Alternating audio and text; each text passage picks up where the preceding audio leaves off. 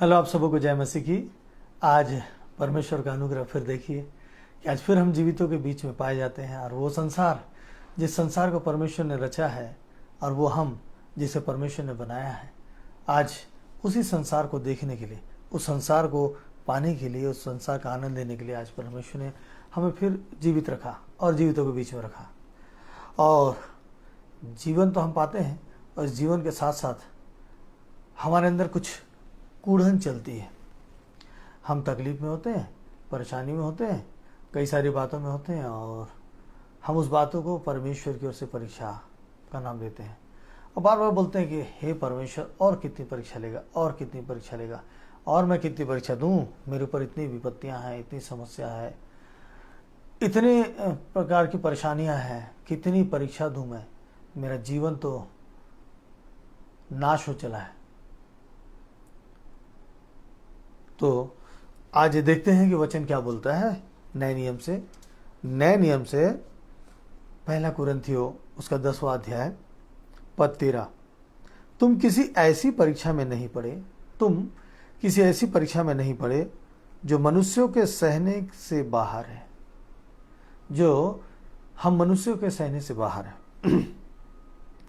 परमेश्वर सच्चा है और वह तुम्हें सामर्थ्य से बाहर परीक्षा में न पड़ने देगा। परमेश्वर सच्चा है और वो हमें क्या करेगा?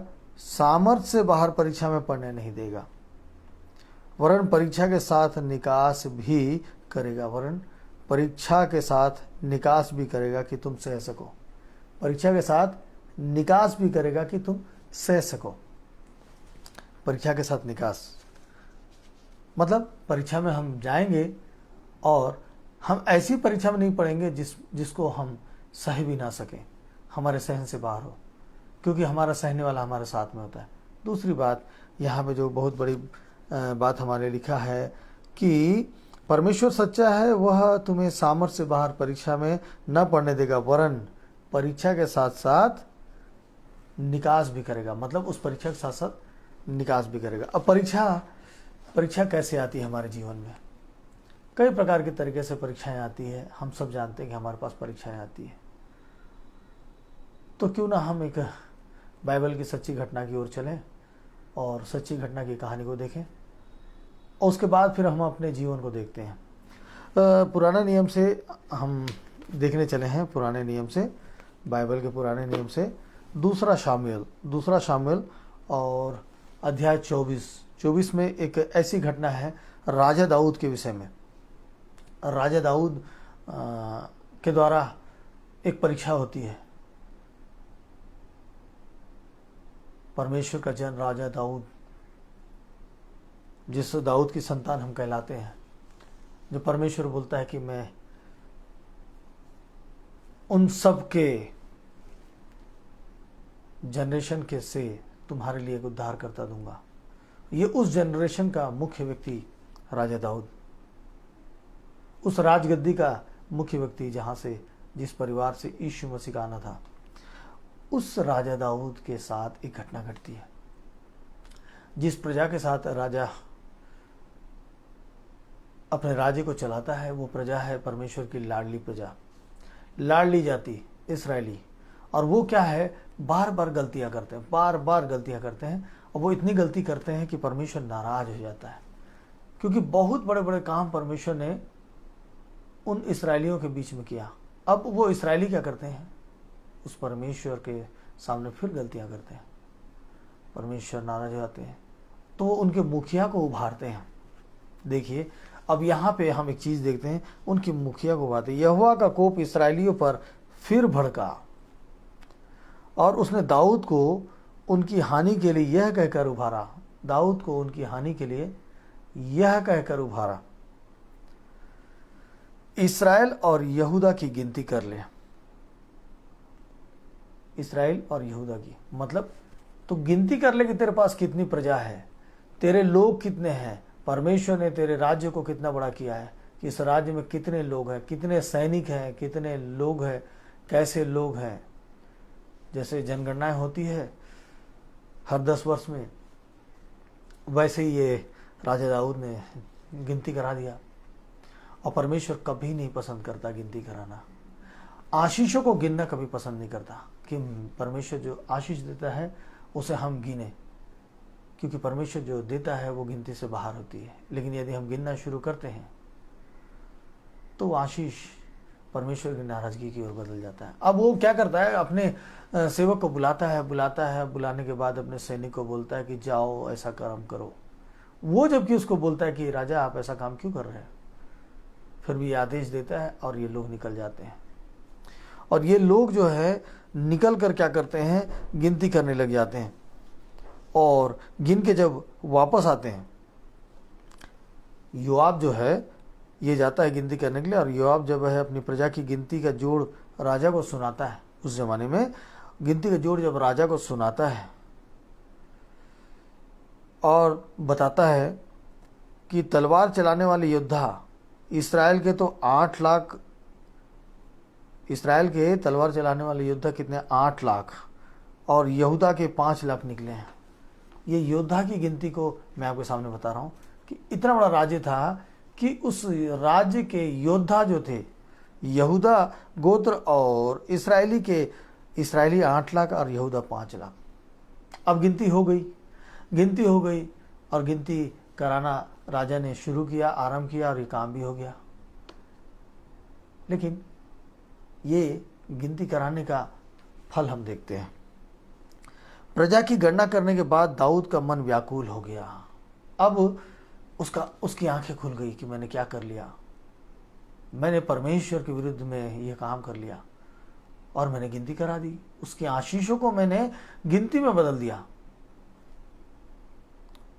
अतः दाऊद ने यहोवा से कहा, यह काम मैंने जो किया है वो महापाप है। तो अब हे यहोवा, अपने दास का अधर्म दूर कर। और प्रार्थना कर रहा है कि परमेश्वर मैंने तो गलती किया है, अब मेरे से अधर्म को दूर कर दे, क्योंकि मैं बहुत बड़ी मूर्खता किया हूँ, मेरे से बहुत बड़ी गलती हो गई है।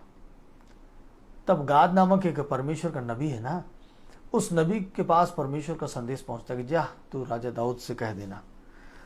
क्या कह देना, कि मैं तुझको 3 विपत्तियां डालता हूं।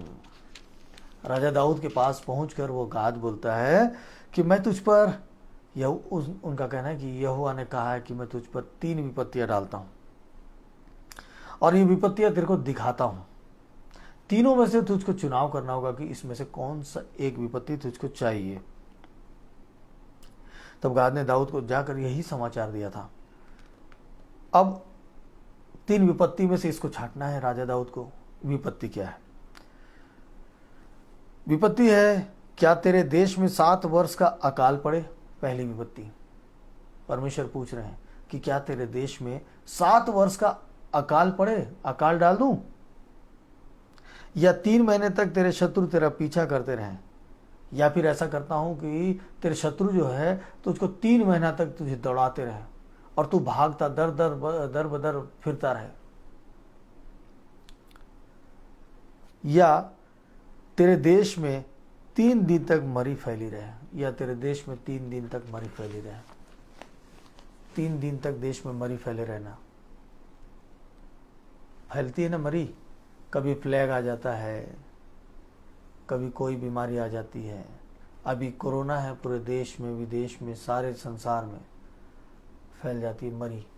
तो ये 3 विपत्ति परमेश्वर उसके सामने, राजा दाऊद के सामने रख देता है कि अब तू खुद चुन ले, क्योंकि तूने चुनाव किया, तूने गलती की, अब तू इसकी सजा भुगत। वो राजा दाऊद परमेश्वर के ऊपर पूर्ण विश्वास करता था, बड़े ईमानदारी के साथ चलता था, इसलिए परमेश्वर ने उस दाऊद को बहुत बहुत बहुत ऊंचा उठा कर रखा था, उसे बहुत सारी आनंद और खुशी देकर रखा था। लेकिन दाऊद कई गलतियां करता है, मनुष्य हैं हम, गलतियां होती हैं, उस गलती का हमको सजा भी भुगतना है। अब यहाँ एक व्यक्ति की गलती का पापों का क्षमा तो हो जाता है, अब वो उसके ऊपर सारे इसराइलियों का बोझ था। और इसराइली क्या किया, परमेश्वर के विरुद्ध काम करते थे, इसलिए परमेश्वर ने उस दाऊद को उभार दिया और दाऊद ने उस बात को स्वीकार कर लिया और परमेश्वर के सामने घुटने टेकने के बजाय उसने काम करना शुरू किया। अब राजा दाऊद बोलता है कि मुझे मैं शत्रु के हाथ में पड़ना तो नहीं चाहता। राजा दाऊद कहते हैं, दाऊद ने गाद से कहा, मैं बड़े संकट में हूँ, हम यहोवा के हाथ में पड़े हैं, क्योंकि उसकी दया बड़ी है, परंतु मनुष्य के हाथ में मैं ना पड़ूंगा। तब क्या बोलता है कि तब मैं मनुष्य के हाथ में ना पड़ूंगा। तब इसराइलियों में सवेरे से ले ठहराए हुए समय तक मरी फैला रहा। तब परमेश्वर ने उसके चुनाव के अनुसार उसके देश में मरी फैला दिया, और मरी फैलने के बाद कई लोग मरना शुरू हो गए। कई लोग, प्रजा में से 70,000 पुरुष मर गए। इस मरी में उस राजा दाऊद के राज्य में कितने हजार? 70,000 पुरुष मर गए। मैंने आपसे पहले ही कहा है कि जब बाइबल में हम उस जमाने के लोगों के बारे में गिनते हैं तो 30 वर्ष के ऊपर को पुरुष बोला जाता है, और उसके नीचे की गिनती नहीं होती थी, और महिलाओं की गिनती नहीं होती थी, वो बच्चों में गिनती में आते थे। तो 30,000 पुरुष, जो 30 वर्ष के पुरुष जो 70,000 थे, मारे गए। 70,000 मारे गए। उसके अलावा ये बाकी गिनती तो बताई नहीं गई। 70,000 वो मारे गए। कितना हाहाकार मच गया। उन पूरी जातियों में गड़बड़ी फिर चल रही थी। उसके बाद राजा दाऊद और उसकी घटना को हम आगे देखते हैं। जब प्रजा का नाश करने वाला दूत दाऊद को दिखाई दिया, इससे पहले क्या होता है कि परमेश्वर जो है ना, परंतु जब दूत ने यरूशलेम का नाश करने को उस पर अपना हाथ बढ़ाया, तब यहोवा वह विपत्ति डालकर शोकित हुआ। तब परमेश्वर उस विपत्ति को डालकर क्या हो रहे? शोकित हो रहे। और प्रजा का नाश करने वाले दूत से कहा, प्रजा का नाश करने वाले दूत, जिस दूत को परमेश्वर ने भेजा था, उसे कहा, बस कर, अब अपना हाथ खींच। यहोवा का दूत उस समय अरुणा नामक एक यबूसी के खलिहान के पास था, और वहां से खड़े होकर वो मरी फैला रहा था, और वो मरी फैलती चली जा रही थी। जब प्रजा का नाश करने वाला दूत दाऊद को दिखाई पड़ा, तब तुरंत क्या करता है दाऊद जो है, तब उसने यहोवा से कहा, देख, पाप तो मैं ही ने किया है और कुटिलता मैंने ही की है, परंतु इन भेड़ों ने क्या किया है? इनकी क्या गलती है? इसलिए तेरा हाथ मेरे और मेरे पिता के घराने के विरुद्ध हो। अब यहाँ पे राजा दाऊद को अभी भी समझ में नहीं आ रहा, बिल्कुल समझ में नहीं आ रहा कि ये विपत्ति जो है किसके कारण हुई। राजा दाऊद बोलता है कि मैंने निर्णय लिया, मैंने गिनती कराया, परमेश्वर के विरुद्ध खड़ा हुआ, और उसके कारण विपत्ति आई है।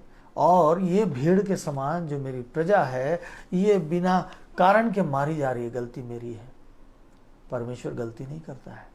परमेश्वर ने पहले में हमने देख लिया कि ये इस्राएली गलती कर रहे थे, तब उस राजा को उभारा गया, और वो राजा क्या कर रहा है? अब क्षमा मांग रहा है। पहले तो चुनौती मिला गया, 3 में से 1 चुनना था, अब ये क्षमा मांग रहा है कि मुझे क्षमा कर दिया जाए, इनको छोड़ दो, इनकी जो विपत्ति है वो मेरे घराने में, मेरे पिता के घराने में पड़ जाए, और हम भले इस विपत्ति में पड़कर मारे जाए। लेकिन परमेश्वर तो पहले हाथ खींच चुका था, परमेश्वर ने तो क्षमा कर चुका था। उसके बाद जो उसी दिन गाद ने दाऊद के पास आकर उसे कहा, जाकर अरोना यबूसी के खलिहान में यहोवा की एक वेदी बनाना। तब वो अरोना यबूसी के यहाँ जाता है, और जाने के लिए बोला जाता है कि जाओ, तुम वहाँ पे जाना, परमेश्वर की एक वेदी बनाना, और वेदी बनाने के बाद उसमें जो बलि वली चढ़ाना है, जो भी अर्पण करना है, उस अर्पण को करने के लिए परमेश्वर बोलता है कि जिससे परमेश्वर का कोप जो है शांत हो जाए। और जब राजा दाऊद वहाँ पहुँचता होता है, राजा दाऊद अपने लोगों के साथ इकट्ठा होता रहता है, तो अरोना देखता है कि मेरी खेती की ओर, मेरी ओर राजा दाऊद चले आ रहे हैं, वो महान राजा दाऊद चले आ रहे हैं। तो तुरंत झट दौड़ के जाता है और जाकर बोलता है, महाराज को प्रणाम करता है, बोलता है कि आप मेरे खलिहान में, मैं आपका स्वागत करता हूँ, मैं आपकी क्या सेवा कर सकता हूँ। तब राजा दाऊद बोलते हैं कि तेरे खेत को मुझे मोल लेना है, तेरे खेत को मुझे खरीदना है, और तेरे खेत को खरीदने के बाद मुझे यहाँ परमेश्वर के लिए एक वेदी बनाना है। तो वो वैसे ही राजा को दान देने को तैयार हो जाता है, और बोलता है कि मेरे भेड़ बकरी सब तो हैं जो इस बलि में काम आएंगे, इस अर्पण में काम आएंगे, सब कुछ आप ले लो और ऐसा करो। राजा लेते हैं और उसका दाम चुकाते हैं,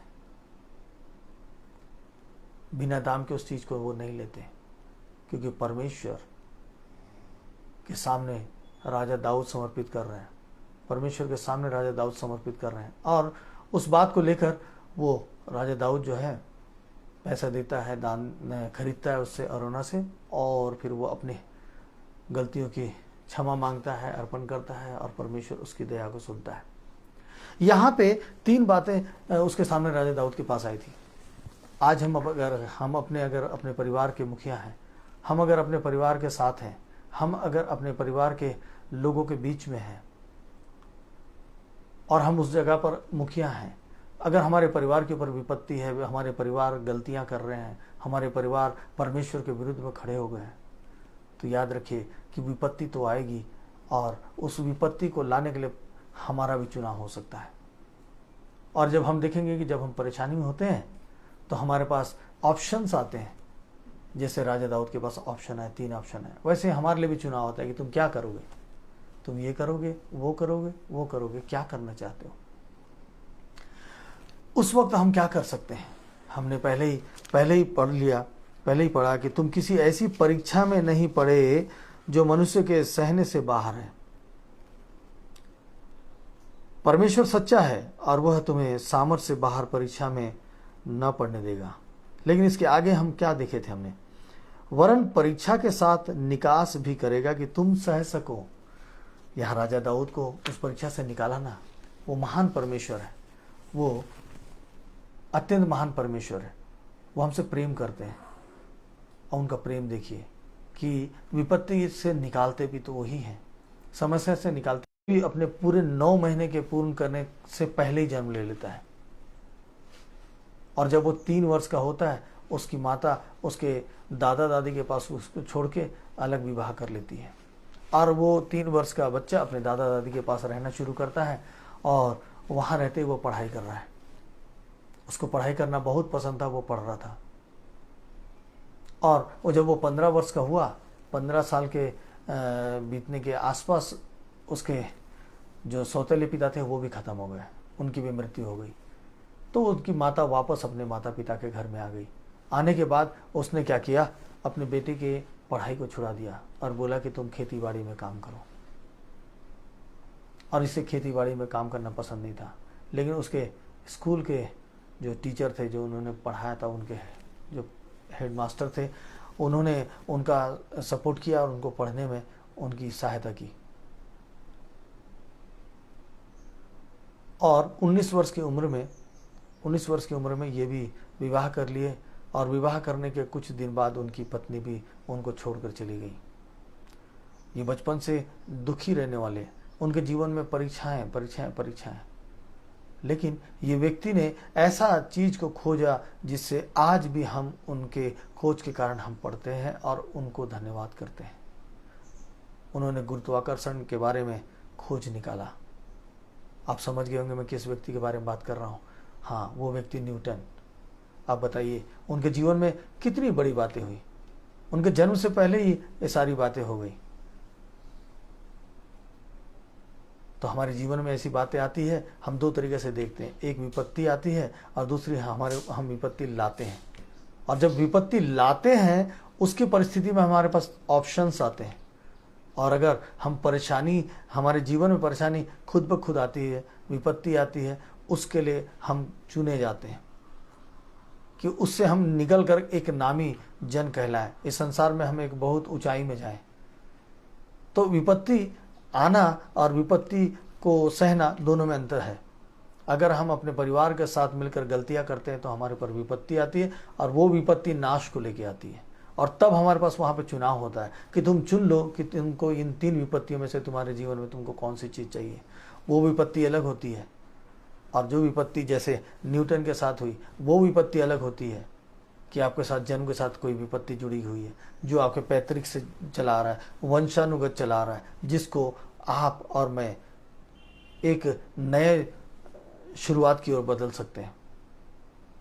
या परमेश्वर की कोई योजना होती है जिसको हम करने के लिए, तो वो विपत्ति अलग होती है, वो समस्या अलग होती है। दोनों बातें अलग हैं, इसलिए हम इस बात को समझें और उस भेद को जान जाएं। हम दोनों चीज़ों को आज हमने देखा है कि विपत्ति जो हमारे ऊपर आती है वो विपत्ति किस तरीके से आ रही है। फिर भी परमेश्वर क्या बोलते हैं कि तुम ऐसी भी विपत्ति में नहीं पड़े जो तुम्हारे सहन से बाहर हो। और उससे बड़ी बात है, परमेश्वर सच्चा है और परमेश्वर कहते हैं कि हर विपत्ति से निकालने वाला परमेश्वर मैं हूँ और परमेश्वर हमें निकालता है। आइए प्रार्थना करते हैं। आज जितने लोग विपत्ति में, परेशानी में हैं, एक बहन का सुबह से फोन आ गया,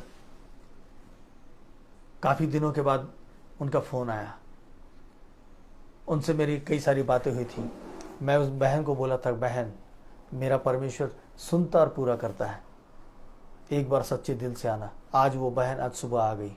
आज सुबह भोर की प्रार्थना उसने मेरे साथ मिलकर किया। बहुत परेशानी, बहुत विपत्ति में है, लेकिन आज वो विपत्ति दूर हो रही है, क्योंकि परमेश्वर ने आज का जो वचन हमको दिया है ये विपत्ति के ऊपर से दिया है। और विपत्ति की प्रार्थना तो आज सुबह उस बहन के साथ शुरू हुई। तो प्रभु ने आज विपत्ति से निकलने के लिए और विपत्ति के ऊपर से काम करने के लिए हमको चुना है, हमको आज का संदेश दिया है, इसलिए हम आपको परमेश्वर को धन्यवाद देते हैं। आइए प्रार्थना में चलते हैं। पवित्र सामर्थी प्यारे प्रभु यीशु मसीह उद्धार करता पिता, आपने पिता परमेश्वर फिर अपनी उपस्थिति को दिया। प्रभु आज के संदेश को पिता परमेश्वर जो यूट्यूब में, फेसबुक में और जहाँ भी देखते हैं पिता और लोगों तक पहुँचता है पिता परमेश्वर, हर जगह विपत्ति और परेशानी में पड़े लोग हैं पिता, जिनको कोई रास्ता नहीं दिखता, कोई भी रास्ता नहीं दिखता। लेकिन आज आपने समझाया है कि विपत्ति हमारे पास कैसे आती है और कैसे चली जाती है, हमको क्या करना पड़ता है, हमको कैसे करना पड़ता है। प्रभु जी आपने बड़े सरलता के साथ आज इस बात को आपने हमें बताया। प्रभु आज मैं सारी बातों को आपके सामने रखता हूँ मेरे पिता परमेश्वर। और इन्हीं विपत्तियों के कारण कई आपके दास, कई आपके सेवक ऐसे हैं पिता जो मुसीबत में पड़ गए हैं, इतने पैसे में फंस गए हैं पिता परमेश्वर जो चुका नहीं पा रहे हैं और प्रभु वो सेवा नहीं कर पा रहे हैं। मेरे पिता परमेश्वर पवित्र यीशु, आज मैं ऐसे सारे लोगों को आपके सामने सौंप देता हूँ। कृपा करके दया कीजिए पिता परमेश्वर और प्रभु उनकी सहायता कीजिए प्रभु जी। हालेलुया, स्तुति हो पिता परमेश्वर। प्रभु आपने हमारी सहायता किया पिता, मैं आपको धन्यवाद देता हूँ। पवित्र यीशु आपने प्रार्थना सुना, आपको लाखों बार धन्यवाद देता हूँ। आपके पवित्र मीठे नाम से मांगता हूँ, आमीन आमीन। तो आज मेरे विश्वासी भाइयों, हमने सुना और जाना है। कल हम फिर एक नई बातों को लेके आएंगे और एक अच्छी गवाही को लेके आएंगे, क्योंकि परमेश्वर इन दिनों में बहुत अच्छे अच्छे बड़े काम को कर रहे हैं। इसलिए प्रभु का धन्यवाद देते हैं और मुझे इजाज़त दीजिए। फिर हम कल मिलेंगे परमेश्वर के द्वारा एक नए वचन के साथ, यदि परमेश्वर की इच्छा हो तो आपसे इजाज़त है। आप अच्छे से रहिए, प्रभु आपको आशीष दे। आप सबों को जय मसीह की।